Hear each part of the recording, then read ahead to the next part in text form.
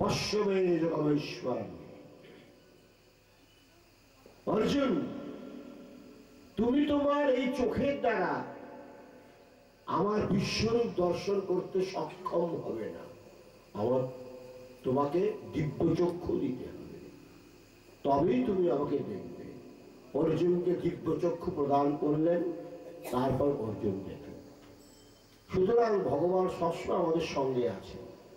বিশ্বাস করো, বিশ্বাসেতে মিলায় বস্তু, তর্কেতে বহুদূর।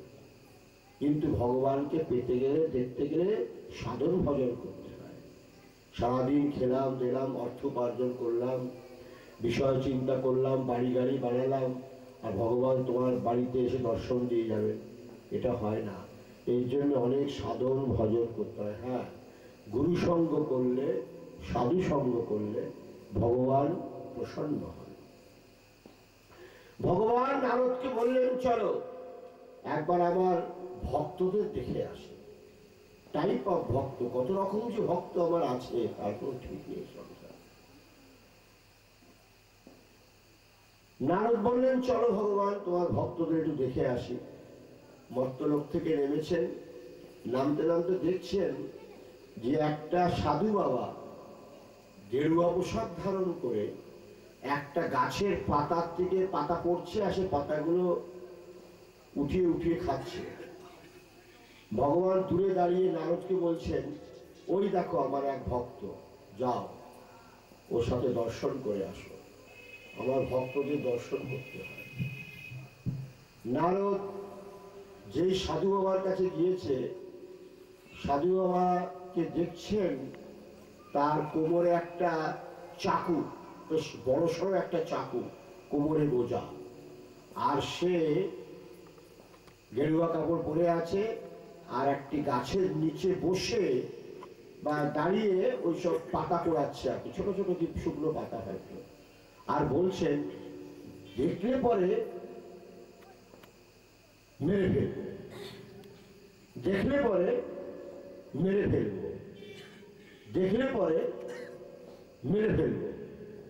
নারদ চিন্তা করছে ব্যাপারটা কি, সাধু কি পাগল হয়ে গেল নাকি, দেখলে পরে মেরে ফেলবো এরকম বলছে না।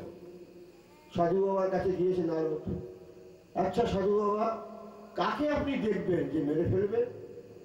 বলে ওই একটা অর্জুন, মানে একদম বদমাস, রথের উপরে নিজে উপরে বসেছে আর ভগবানকে নিচে বসিয়েছে।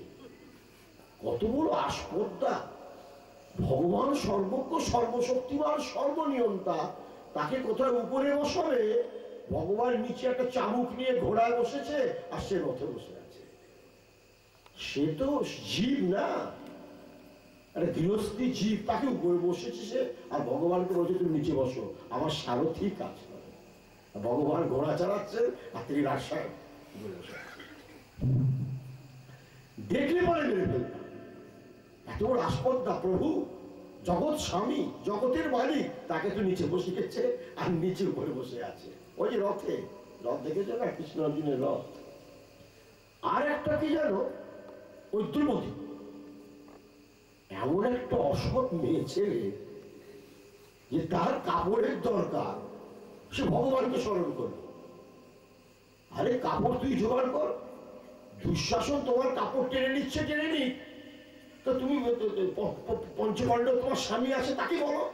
সে ভগবানকে ডাকছে, বেচারে দ্বারকায় বসে আছে, তার 16,100 বউ, কি তার ব্যস্ততা, তাকে ধরে নিয়ে এসছে যে কাপড় দাও, কাপড় দাও, স্মরণ করো। আর সে দ্রৌপদীকে যদি দেখতাম না, তারপর তার বিপদ, যখন তখন কৃষ্ণকে ডাকে, আর কৃষ্ণ পরিশ্রান্ত পরিক্রান্ত হয়ে যায়, আমার প্রভু তার খাওয়ার সময় নেই, শোয়ার সময় নেই, তাকে সকলেই ডাকে, আর দ্রৌপদী সকলকেই ডেকে বেড়াচ্ছে। সুতরাং দ্রৌপদীকে দেখলে না, সত্যি এই চাকুটা আছে, শেষ করে দিতাম। আর একটা কি জানো, এই তো গেল অর্জুন, আর গেল দ্রৌপদী, আর একটা কি জানো, নারদ। আর নারদ তো সামনে দাঁড়িয়ে আছে, আবার আমাকে শেষ করে দিলে তো আরেক ঝঞ্ঝাট। নারদ বলেনি যে আমি নারদ, উনি এক নারদ, একটা বীণা রেখেছে, বীণা হরে কৃষ্ণ কৃষ্ণ কৃষ্ণ হরে হরে, হরে রাম রাম রাম হরে হরে। সবসময় ভগবানকে বিরক্ত করে। তার খাওয়ার সময় নেই, শোয়ার সময় নেই, কিচ্ছু নেই। ভগবান সবসময় নারদের পিছনে ঘুরে বেড়াচ্ছে। ওইদিকে ভগবান পিছনে দাঁড়িয়ে কিন্তু, আর সামনে নারদ। নারদকে যদি দেখতাম কেটে ফেলে দিতাম। কিন্তু আর নারদের থেকে শুয়ে দাও বাবা রে বাবা, যদি পরিচয় দিয়ে দিই তাহলে তো এখানেই শেষ। আসল কথা হলো, তাই ভক্ত কত রকমের ভক্ত ভগবানের আছে চিন্তা করো। ভগবানকে কত ভালোবাসে, এক রথে অর্জুন উপরে বসেছে, সেই জন্য তার যাত্রা। এইগুলি হলো ভক্তের ভগবানকে ভালোবাসার চরম আদর্শ। গোবিন্দকে ভালোবাসতে হবে। সংসারকে ভালোবাসলে লাভ ইজ সুইট পয়জন। সংসারকে ভালোবাসা মানে বিষাক্ত ফোড়াকে নিমন্ত্রণ দেওয়া। Love is sweet poison, sweet poison. শাস্ত্রকার বলছেন লাভ ইজ সুইট পয়জন। যদি ভালোবাসতে হয় গোবিন্দকে ভালোবাসো, যার রিটার্ন অমৃত। মধুরাধিপতে অখিলম মধুরা। মধুরাধিপতি স্বয়ং ভগবান কৃষ্ণকে যদি ভালোবাসো তো তোমার সব দিকেই সমস্যার সমাধান।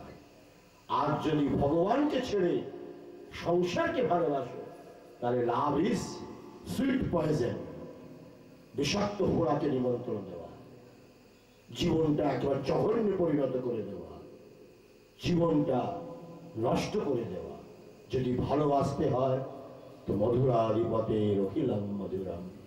ভগবানকে ভালোবাসো, গুরুদেবকে ভালোবাসো। বিষয়ে সহজে হয় আসক্তি, যেমন তোমাতে তেমনি যেন লিপ্ত থাকে মন। লোকমান্য নাহি চাই করদিনহীন, দীননাথ এসো হৃদে ফুরাই নদী। তোমাকে বাসিয়া ভালো হোক যাই তাই, জীবন মরণে কিংবা কিছু না ডরাই। আমার আমিত্বটুকু যতদিন আছে শুধু দিতে চাই প্রভু, নিতে নাহি যাচ্ছে। দিতে দিতে সব যেন ফুরাইয়া যায়, অন্তিমে তব চরণে যেন নয়। সংসারে এসছো গোবিন্দকে ডাকার জন্য, সংসারকে ভালোবাসার জন্য নয়। আর যদি সংসারকে ভালোবাসো তাহলে লাভ ইজ সুইট পয়জন, তার সাথে তোমার যুক্ত থাকবে, জীবন বেকার হয়ে যাবে।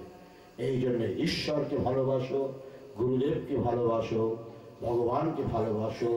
সকলের মধ্যে তাকে দেখো, সর্বভূতে তাকে দেখো, সর্বঘটে তাকে দেখো, সকলের মধ্যে তাকে দেখো। এই জীবন আর জীবন থাকবে না, মহাজীবনে পরিণত হয়ে যাবে। এই জীব আর জীব থাকবে না, মহা শিব হয়ে যাবে। এই আত্মা আর আত্মা থাকবে না, এ পরমাত্মা হয়ে যাবে। দ্রৌপদীকে ভগবান বা ভগবান দ্রৌপদীকে ভালোবাসতেন। ভালোবাসা মানে ভক্তির পরাকাষ্ঠা। ভাগবত আমরা পড়েছি ভাগবত। ভা মানে ভালোবাসো। যদি ভালোবাসতে হয়, যদি প্রেম করতে হয় তো গোবিন্দের সাথে করে, যা গোপিকারা করেছিলেন। ইতিহাসের পৃষ্ঠায় পৃষ্ঠায় তারা উজ্জ্বল অমর ভাস্বর হয়ে আছে। যদি ভালোবাসতে হয় জ্ঞান বৈরাগ্য আর ত্যাগের ভিত্তিতে গোবিন্দকে ভালোবাসো, তবেই এই মানব জীবন সার্থক। আর যদি সংসারে তোমার আসক্ত থাকো তাহলে আবার সেই গরু ভেড়া ছাগল হয়ে আসতে হবে, এ বিষয়ে কোনো সন্দেহ নেই। দ্রৌপদী গোবিন্দকে ভালোবাসতেন। এই হলো আমাদের চরম দৃষ্টান্ত। দ্রৌপদী একবার রুক্মিণী, ভগবানের 16,108 বউ ছিল, তোমরা তো একটা বউতেই মাথা খারাপ তোমাদের। তার মধ্যে প্রধান ছিলেন রুক্মিণী, সত্যভামা, জাম্ববতী, এই 8 পট মহিষী। রুক্মিণী একবার বললেন কৃষ্ণকে, কৃষ্ণ তুমি দ্রৌপদীকে এত ভালোবাসো কেন? তো ভগবান বললেন, আমার ভালোবাসা, যে আমাকে ডাকে তাকে আমি ভালোবাসি। এখানে কোনো দৈহিক সম্পর্কের কোনো ব্যাপার না। দ্রৌপদীকে আমি কেন ভালোবাসি? কারণ দ্রৌপদী আমাকে ভালোবাসে।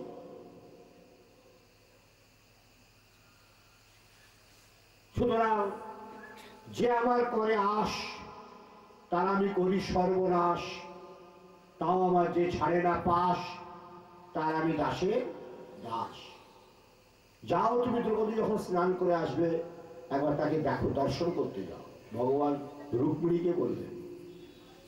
দ্রৌপদী স্নান করে এসছেন, মাথা আঁচড়াচ্ছেন, আর প্রতিটি চুল থেকে জয় শ্রীকৃষ্ণ, জয় শ্রীকৃষ্ণ, জয় শ্রীকৃষ্ণ। ভগবান বলছেন, দেখেছ আমি কেন ভালোবাসি দ্রৌপদীকে? তার প্রতিটি রোমকূপ, তার প্রতিটি অনুপরমাণু আমার নাম করে। যে আমার নাম করে, যে আমার আস্বাদন করে, যে আমার চিন্তা করে, অর্জুন মানে একে বলছে রুক্মিণীকে, রুক্মিণী তাকে আমি ভালোবাসি।